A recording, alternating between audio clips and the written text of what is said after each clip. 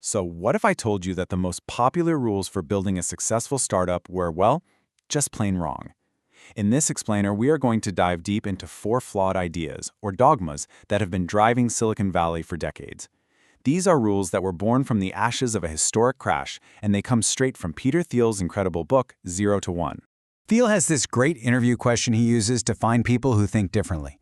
He asks, what important truth do very few people agree with you on? It's a really tough question, right? Because it forces you to say something that might be unpopular. But getting comfortable with that kind of contrarian thinking is absolutely key to seeing past the conventional wisdom we're about to break down. All right, to really get a handle on these rules, we first have to understand the massive event that created them. So let's jump in a time machine and go back to the late 90s. This was a time of just incredible, almost blinding optimism. The internet was this brand new thing, and it felt like the absolute key to a better future for everyone. And this period of intense mania was actually pretty short, just about 18 months of total insanity. You had companies throwing these crazy, lavish launch parties. People were quitting stable, good jobs to join startups. And get this, just adding a .com to your company's name could literally double its value overnight. For that brief moment, being completely irrational felt totally rational. But see, this wasn't all happening in a bubble.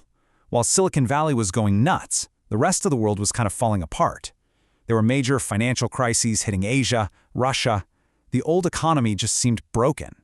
So almost by a process of elimination, this new economy of the internet felt like the only way forward. It was the only game in town. And then, just as fast as it all started, the party came to a sudden, screeching halt. The dream of the 90s was about to turn into a full-blown nightmare. Yup, the music stopped, the bubble popped. And the consequences, the hangover from this crash, would go on to reshape the entire mindset of an industry for a whole generation. I mean, the sheer scale of this collapse was just staggering. The Nasdaq, which was the symbol of the whole tech boom, lost almost 80% of its value. This wasn't just a market correction. People saw it as a kind of cosmic judgment against the wild optimism of the 90s. The new thinking was that this era of hope was actually just an era of greed. So, from the wreckage of that crash, the survivors in Silicon Valley started to piece together a set of lessons. And these lessons became the new, unquestioned rules, 4 dogmas that would guide business and startup thinking for years and years to come. And here they are. You could call them the 4 commandments born out of pure fear. First, only make small, incremental advances. Big, grand visions were now officially taboo. Second, stay lean and flexible. Actually having a plan was seen as arrogant. Third, just improve on the competition. Trying to create a whole new market was seen as way too risky. And fourth, focus only on the product, not on sales. The idea was, if your product was good enough, it should just sell itself. But here's the big question. What if those lessons were wrong? What if they were just a massive overreaction to a really traumatic event? Thiel argues that the exact opposite of these dogmas is actually much closer to the truth. Let's dig into why.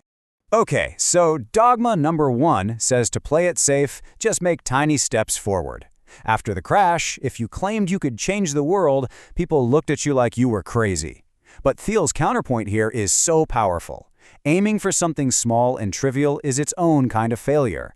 A bold risk might not work out, sure, but at least it has a chance of creating something truly new and valuable. You've probably heard of the lean startup idea, right? It became incredibly popular. But lean, Thiel argues, is often just code for unplanned. It sort of treats building a business like you're just wandering around randomly.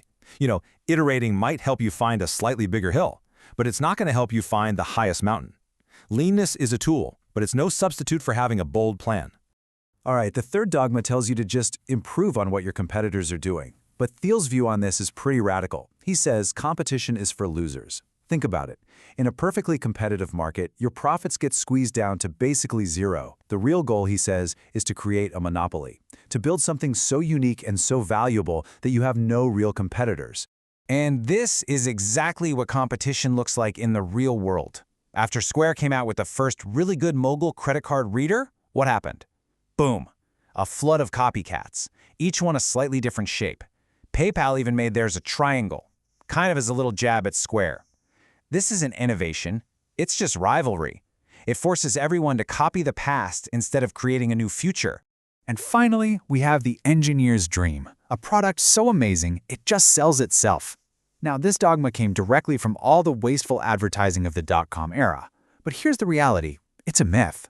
Customers are not just going to magically appear. You have to invent an effective way to sell your product to them. A great product without a great distribution plan isn't a business. It's a hobby. So, if these 4 big ideas are all flawed, what's the alternative? Well, it all comes down to escaping this reactive mindset and learning to think in a totally different way. And this is the core concept right here. Going from 1 to N means making more of something that already exists. Think of a factory churning out more smartphones. That's horizontal progress. You could also call it globalization. But going from 0 to 1 means creating something brand new. It's like building the very first word processor when all anyone had were typewriters. That's vertical progress, or what we call technology. And this chart just ties it all together so perfectly. Making small advances, staying lean, trying to beat the competition, ignoring sales. Every single one of those dogmas is a recipe for copying what already exists. They are all tools for going from 1 to N. They are absolutely not the tools you need to go from 0 to 1. You know, at the end of the day, the goal isn't just to reject whatever is popular for the sake of it. That's just following the crowd in reverse. The real challenge, the real work, is to look past the bubbles and the crashes, to ignore the so-called wisdom they create, and to actually think for yourself. And that leaves us with a final, big question to think about. How many of our own beliefs, whether it's in business or just in life, are not based on real fundamental truths, but are actually just reactions to mistakes that were made in the past? It's a question worth asking if you want to build the future instead of just copying what's already been done.